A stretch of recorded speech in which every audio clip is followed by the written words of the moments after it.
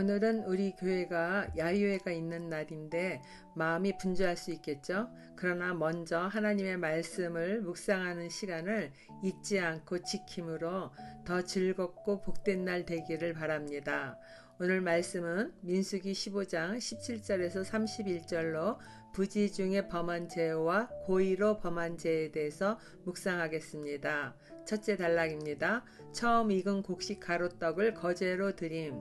여호와께서 모세에게 말씀하여 이르시되 이스라엘 자손에게 말하여 이르라. 너희는 내가 인도하는 땅에 들어가거든 그 땅의 양식을 먹을 때에 여호와께 거제를 드리되 너희의 처음 익은 곡식 가루떡을 거제로 타작마당에 거제같이 들어 드리라. 너희의 처음 익은 곡식 가루떡을 대대에 여호와께 거제로 드릴지니라.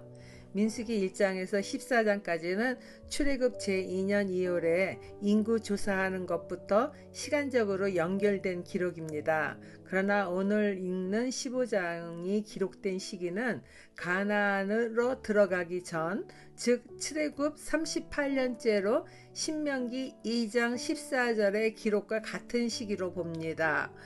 신명기 2장 14절입니다. 가데스 바네아에서 떠나 세렉 시내를 건너기까지 38년 동안이라. 이때에는 그 시대의 모든 군인들이 여호와께서 그들에게 맹세하신 대로 진영 중에서 다 멸망하였나니, 이처럼 광야에서 태어난 새로운 세대가 가나안에 들어가기 직전 하나님은 모세에게 소제, 전제에 대한 규정과 처음 익은 곡식을 하나님께 드리는 법 등을 상세하게 레위기에서 알려준 그 제사법에 더하여서 알려줍니다. 오늘 읽은 본문은 이스라엘 자손이 가나안에 들어가 그 땅에서 처음으로 수확한 곡식을 곱게 빻아 떡을 만들어 하나님께 높이 들어 올리는 거제를 드리라 말씀하십니다. 타작마당에 거제같이 들어 올리라는 말씀은 타작한 마당에서 제일 먼저 거두어 드린 곡식을 한 단 묶어서 하나님께 거제로 드리라고 했던 레위기 말씀처럼 첫 곡식을 곱게 빻아 떡을 만들어 거제로 드리라는 것입니다. 거제로 드리는 제사는 하나님께 바쳤던 제물을 다시 하나님으로부터 받는 것을 상징하는 것으로 양식을 주신 하나님께 먼저 감사를 표하는 제사입니다. 적용 질문입니다. 단단한 곡식을 곱게 갈아 고운 가루를 만들어내듯 곱게 부서져야 할 굳어진 고집이나 이기심, 편견은 무엇인가요? 두 번째, 부지 중에 회중과 개인이 범한 죄에 대해서 보겠습니다.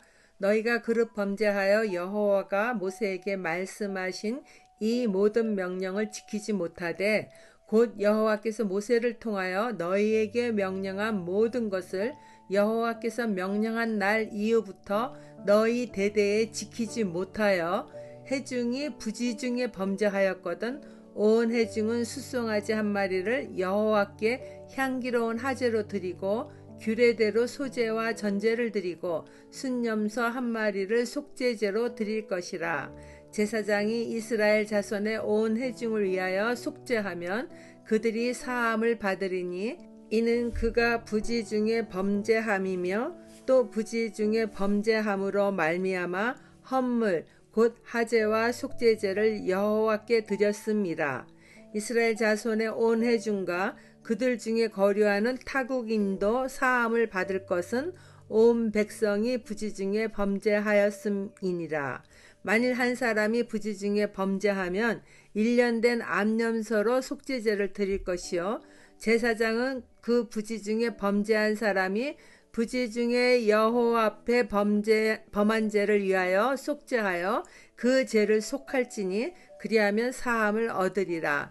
이스라엘 자손 중 본토 소생이든지 그들 중에 거류하는 타국인이든지 누구든 부지 중에 범죄한 자에 대한 법이 동일하거니와. 하나님은 모세에게 명령하신 말씀을 백성들이 자손 대대로 지켜야 할 것을 말씀하셨으나 부지 중에 회중이 범죄하였을 경우 속죄제를 통하여 제사함을 받을 수 있음에 대하여 알려주십니다. 해중의 속죄제는 숫송아지 한 마리를 불로 태워 하제로 드립니다. 하제는 부지 중에 지은 죄일지라도 거룩하신 하나님의 뜻을 어긴 것을 진정으로 회개하는 마음을 나타나게 되죠. 자신의 죄를 대신하여 건장한 숫송아지 한 마리가 불로 타 죽는 희생을 보면서 회중들은 자신들의 죄의 무게를 인식하지 못할 사람이 아무도 없을 것 같아요. 그 외에도 곡식을 태워드리는 소제와 포도주나 기름을 부어드리는 전제를 드리고 순념소 한 마리를 속죄제로 더하여 드립니다. 속죄제는 예수 그리스도의 대속 사역을 의미하는 것입니다. 이러한 회중의 속죄제는 온 회중뿐 아니라 함께 거류하는 타국인일지라도 제사함을 받게 됩니다. 또한 만일 한 사람, 즉 개인이 부지 중에 범죄하는 경우에는 1년 된 암염소로 속죄제를 드립니다.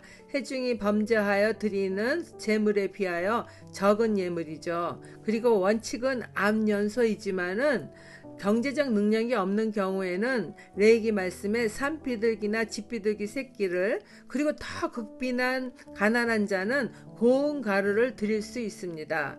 이러한 속죄제는 본토이든지 거류하는 타국인이든지 동일하게 적용됩니다.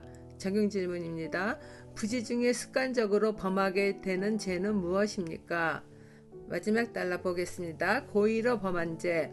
본토인이든지 타국인이든지 고의로 무엇을 범하면 누구나 여호와를 비방하는 자니 그의 백성 중에서 끊어질 것이라. 그런 사람은 여호와의 말씀을 멸시하고 그의 명령을 파괴하였은즉 그의 죄악이 자기에게로 돌아가서 온전히 끊어지리라.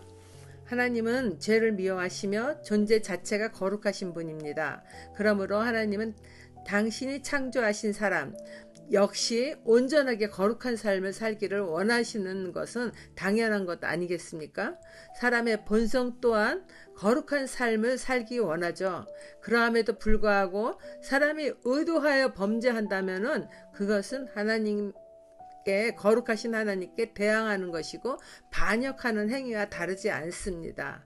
의도한다는 히브리어는 야드라는 단어인데 그 의미는 손을 높이 든다는 것으로 대놓고 하나님의 뜻과 권위에 적극적으로 대항하는 행동을 말하는 것입니다.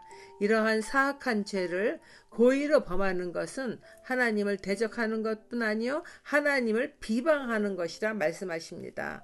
하나님은 이러한 사람이 백성 중에서 끊어질 것이라고 말씀하셨는데 이것은 단순히 백성 가운데서 이렇게 쫓겨나는 것을 말하는 것이 아니라 죽임당할 것을 말씀하는 것입니다. 출애굽기 21장 17절에 자기의 아버지나 어머니를 저주하는 자는 반드시 죽일지니라 그렇게 말씀하셨잖아요. 그렇게 말씀하신 하나님은 부모의 권위보다 더 높으신 분이시니 하나님을 모독하는 죄악을 범하는 것은 하나님의 말씀을 멸시한 것이며 그의 명령을 파괴한 행위이기 때문에 그의 죄의 대가로 죽음을 면치 못할 것이라는 것입니다. 적용 질문입니다. 하나님의 말씀에 어긋나는 줄 알면서도 합리화로 자신을 속이며 짓는 죄는 무엇인가요? 회개치 않는 죄는 더 큰 죄를 불러옵니다. 죄를 지을 경우 회개할 시간을 놓치지 않고 진심으로 회개하며 용서를 구하십니까? 기도하겠습니다. 거룩하신 하나님 아버지, 마음은 하나님의 말씀을 지키며 살아가기를 원하나 알게 모르게 죄를 지을 때가 많은 연약한 인간입니다. 그러나 죄의 무게에 눌려 살지 않도록 나를 대신하여 속죄하여 주신 예수님의 크신 사랑을 믿음으로 언제나 담대히 하나님 앞에 나갈 수 있도록 해주심에 대해서 감사드립니다. 하나님의 말씀을 날마다 묵상하며 그 말씀 따라 살지 않는 경우 부지중에 알게 모르게 죄를 지을 때가 많습니다. 그런데 예수님이 나를 위해 속죄제물이 되어주셔서 이러한 것에 대해서 말로 표현하는 것이 부족하지만은 무한 감사드립니다. 예수님의 십자가를 통한 용서가 없이는 죄인의 인생을 살아갈 수밖에 없다는 것을 100% 인정하며 행여라도 자기의 의로 죄를 포장하는 일이 없도록 깨어 살기를 예수님 이름으로 기도드립니다. 아멘.